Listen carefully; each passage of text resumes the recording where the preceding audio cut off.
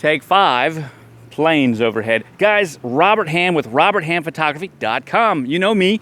You know when I'm outside, it's another check out my camera video. And today, it's on the Fujifilm Instax Mini 90. Yeah, you like that electronic flash. That's nice. It opens up nicely and the motorized. That's what I'm trying to say. The reason this is so important is because it takes instant photography and brings it into the mainstream for anybody. But this particular camera is one of the few cameras that gives an additional features or an additional feature set that pros would like, specifically density controls. Now there are other cameras out there on the market and I'll be getting to them soon. But what this really does is it allows you to go to the park or go someplace with your family and your friends, and then you can make an image like this happen instantly. And you guys that have been following me with this new Instax craze that's going on right now will know the minute you break out an Instax camera, people are automatically your best friend. They want to see this print right here. Now, there are other companies that make these types of cameras, Lomo, Mint. Those are just two right off the bat. Of course, Polaroid has a kind of print camera, but the difference is with the instant film, the Instax film, you're getting a real actual print. You're not just getting a digital print, and that's what we're really trying to go for right here. There's my boy on the thing, on the scooter.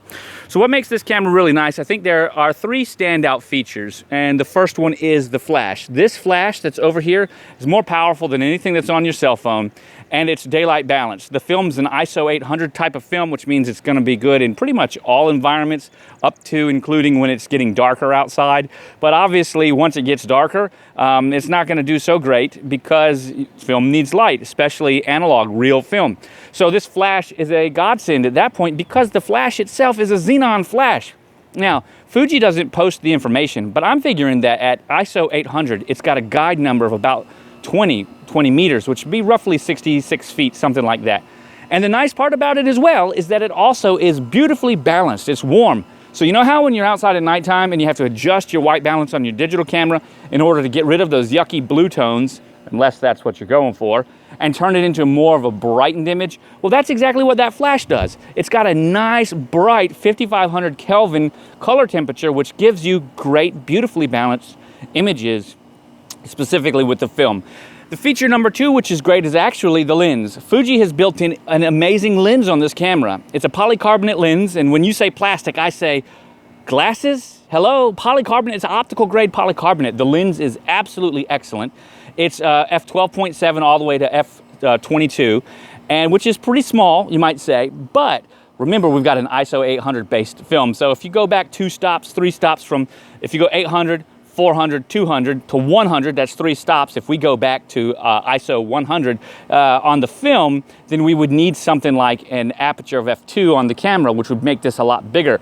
So by bumping the film up to ISO 800, we can get a 12 aperture 12. Basically, it just gives us our f-stop values, our exposure values. We're getting it on the film rather than in the lens. And that's a good thing, because also we're able to then use this film in settings where we would need to use a higher ISO, specifically, nighttime. So that's nice there. So the lens is good, it's nice and sharp. The other thing that makes this camera excellent is actually its very powerful automatic controls. A newbie, someone that doesn't know anything about photography, all the way up to someone who's ready to go, can very easily pick this camera up and start using these 5 controls on the back to either shoot automatically, very powerfully, or get right in there and start adjusting density. We got a dog back there. There's always that dog. That's the dog. But anyway, some dogs are nice and you pet them. That one always barks. But anyways, you can see we got density controls right here where we can change up to 1 stop plus or minus, basically. 2/3 of a stop, 1 full stop, either up or down, depending on where you are, which is really great. When you pair that with the ability to set your self-timer, that really great flash, and then macro mode, man, you're on point.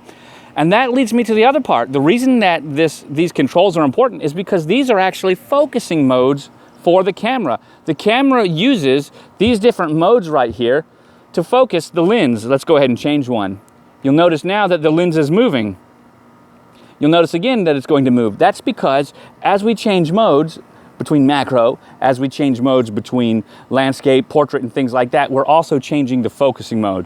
That leads us to one small tip. You have to understand how to judge distance pretty decently with this, because the focusing modes are done on zone focusing, right? So when you look through the viewfinder, you're not going to see anything out of focus. The viewfinder is always in focus, and you're going to be able to adjust things based on the spot that's inside the little target. That's going to be how you're going to make sure that you're in the right area. However, if you want to make sure that you're zone focused properly, if you're not in the right zone, then your focus is going to come out all wonky. For example, macro is good from about here to here. If you're in normal mode in there, your photo is going to be a little bit out of focus. Normal mode is from about 2.5 feet all the way to about 10 feet. Well, guess what? If you're in macro mode and someone's about 10 feet away, it's not gonna work. Same thing with landscape. Landscape's anything above 10 feet, and if you're shooting at something very close to you, but you're in landscape mode, then guess what? Your focus is gonna be soft and it's gonna be completely out of focus. But those things are actually pretty simple to get used to. Once you get this thing going, most of the time you're going to be shooting between subjects that are about 2 feet to 10 feet away, and that's where the camera's set up to get the sweet spot for you right off the bat.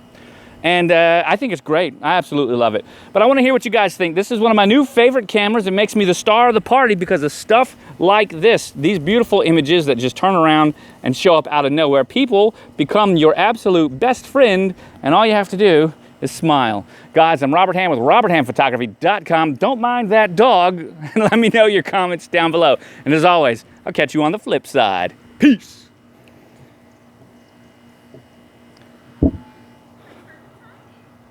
You want to see my wife? This is my sweetheart. That's her. That's her over there. Oh yeah. Yeah, yeah. Oh yeah. Do a little dance, baby. She's shimmy, shimmy, shimmy, shimmy. Can you shimmy some more? I kind of like that a lot. Yeah, she shimmies good. Yeah, there's a little robin's egg over there. We're going to go check it out.